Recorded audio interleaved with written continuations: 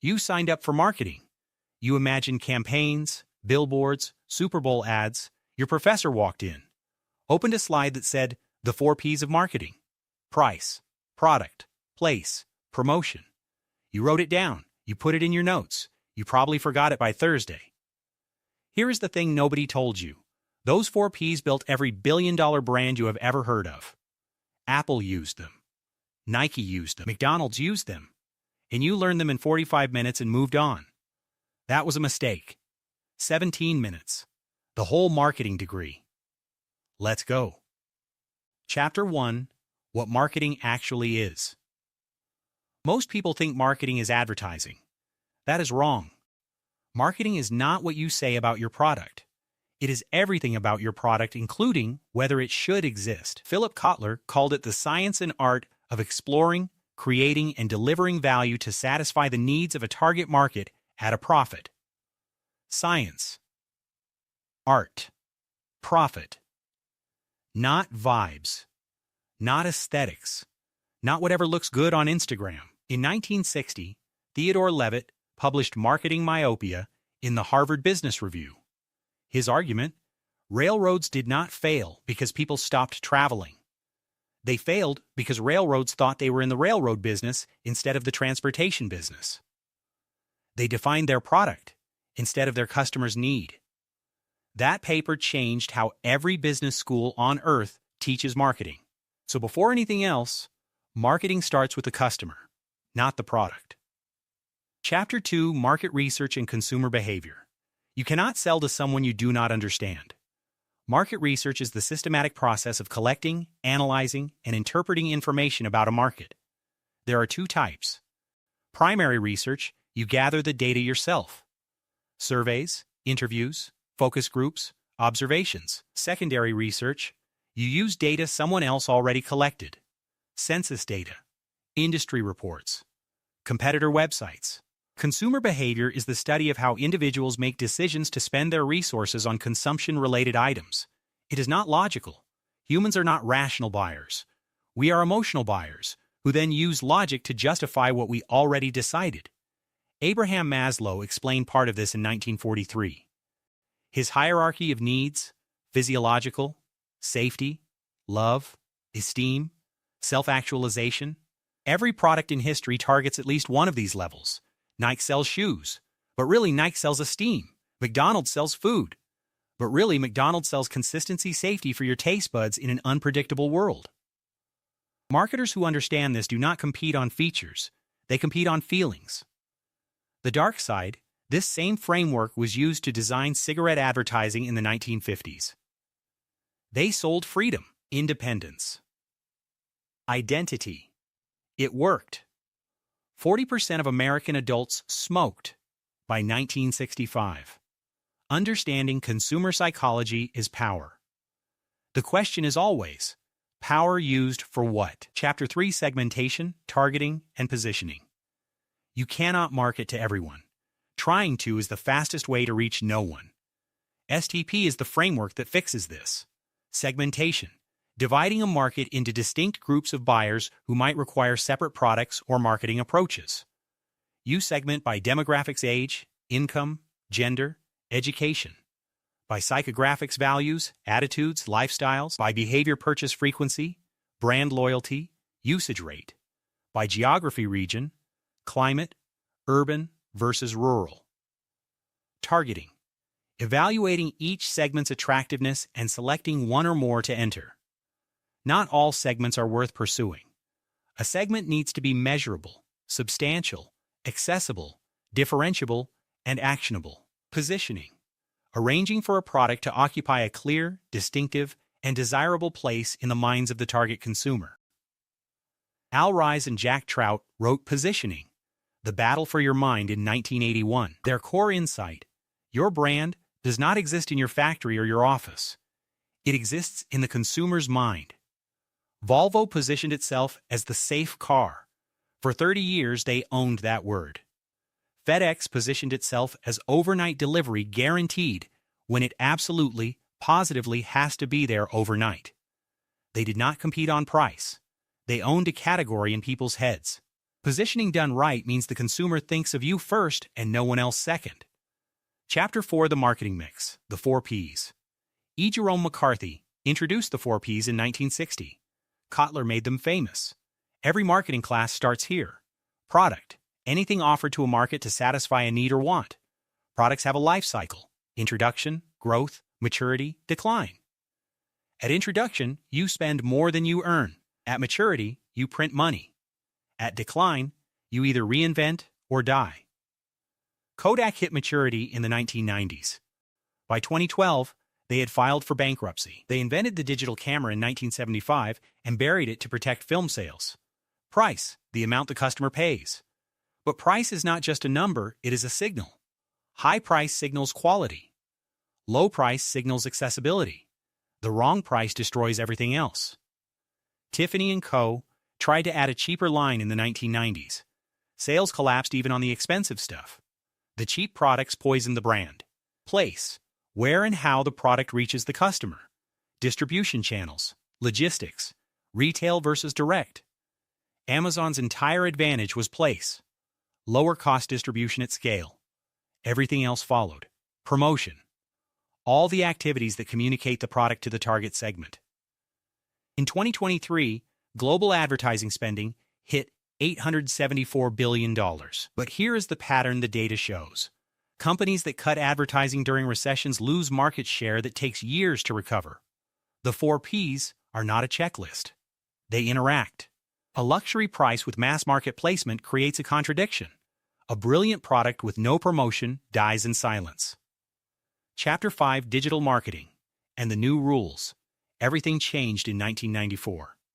The first banner ad appeared on hotwired.com. It was @T.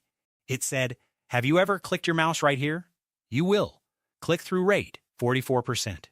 Today, the average banner ad CTR is 0.1%. The consumer learned to ignore interruptions, so marketers had to stop interrupting. Seth Godin called this the shift from interruption marketing to permission marketing. The digital channels: search, social media, email, content, influencer, affiliate, display. SEO. Google processes 8.5 billion searches per day.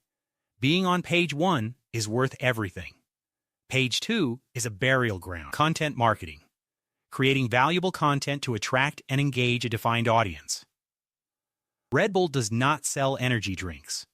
They publish extreme sports content consumed by 50 million followers. The product is almost secondary. Email marketing returns $36 for every $1 spent. It is the highest ROI channel in digital, and it is 50 years old. Social media changed the power dynamic. Before 2004, brands talked and consumers listened.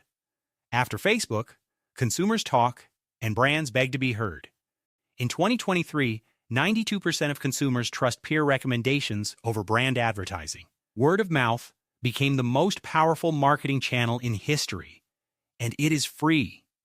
The dark side: the same algorithms that serve content serve outrage.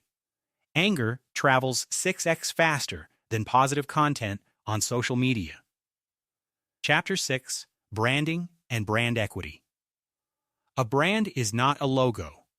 A brand is a promise. David Aker defined brand equity as a set of brand assets and liabilities linked to a brand, its name, and symbol that add to or subtract from the value provided by a product. 4 dimensions: brand loyalty, brand awareness, perceived quality, brand associations. Coca-Cola's formula is not its competitive advantage. Its brand is.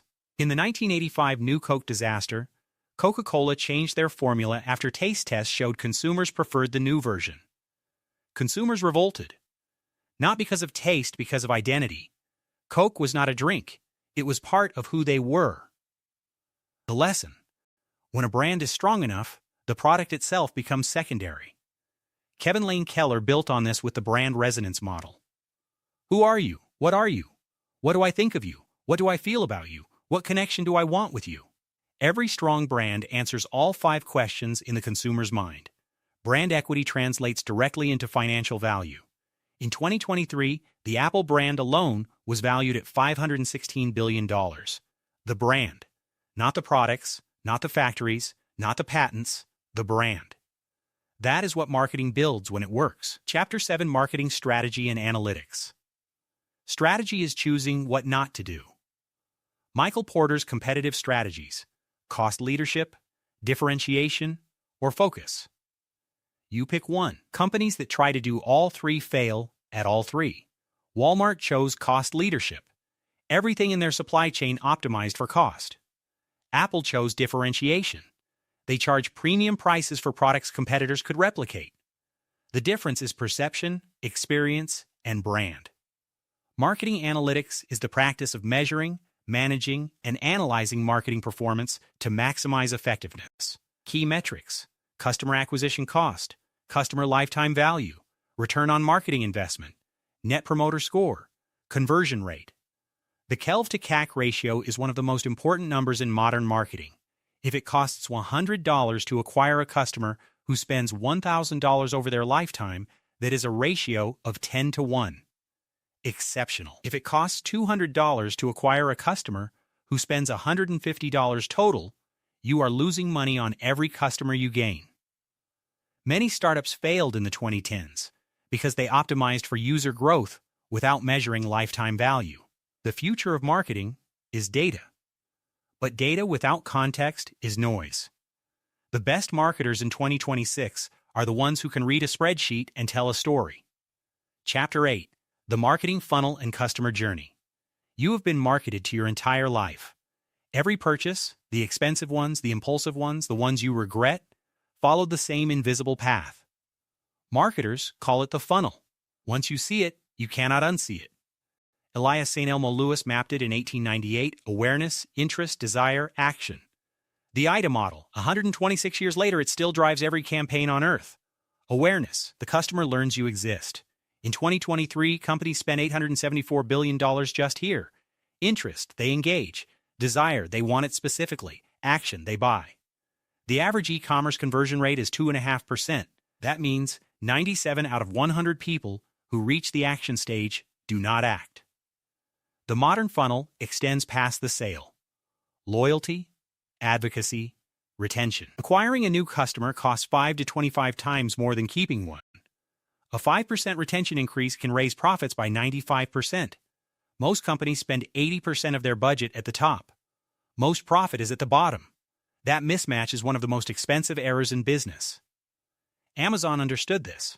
One-click ordering, introduced in 1999, patented until 2017, was not convenience. It was a funnel weapon, patented so no competitor could copy it for 18 years. The dark side: dark patterns. Design engineered to trap customers into actions they never intended. In 2024, the U fined tech companies €900 million for this. The funnel is a tool. Used honestly, it connects. Used to trap, it is fraud with a design budget. Chapter 9: Integrated Marketing Communications. In 1993, Procter & Gamble ran 14 different campaigns for the same product. Different messages. Different tones.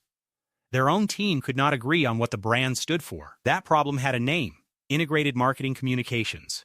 Short version: everything your brand says, everywhere it says it, should feel like it came from the same source. Same message. Same tone. Every channel. IMC integrates 6 tools: advertising, sales promotion, public relations, personal selling, direct marketing, and digital media. Sales promotion collapses brand value when overused. JC Penney eliminated all discounts in 2012. Sales dropped 25% in 1 year. CEO fired. An entire EMBA case study in 4 sentences. PR is earned, not paid. In 2010, Old Spice responded to individual Twitter users with personalized videos in real time. Result: 800% more Facebook interaction, 107% sales growth. One message across advertising, PR, and social. Consistent brand presentation increases revenue by 23%. For a company doing $10 billion, that is $2.3 billion. Dove's Real Beauty ran the same insight across TV, print, film, PR, and packaging for a decade. Sales went from $2.5 to $4 billion. The dark side, EMC done badly, is propaganda. The tobacco industry coordinated advertising, PR, lobbying, and funded research, all saying the same thing. Integrated. consistent, deliberately misleading. One question before you deploy it. What are we actually communicating? And is it true? Conclusion.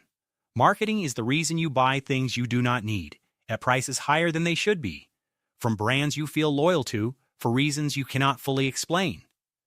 That is not criticism. That is the system working exactly as designed. The honest answer? Marketing is neither good nor evil. It is a tool. Used well, it connects people to things that genuinely improve their lives. Used badly, it manufactures desire for things that damage them. The difference is intent. And now you understand the machinery behind both. You know what the 4Ps are and why they interact. You know why Coke panicked in 1985. You know why Kodak died. You know why your Instagram feed feels the way it feels. Your choice? Be a consumer who understands the game, or be a marketer who plays it with honesty. Both are valid. Question is, which one are you?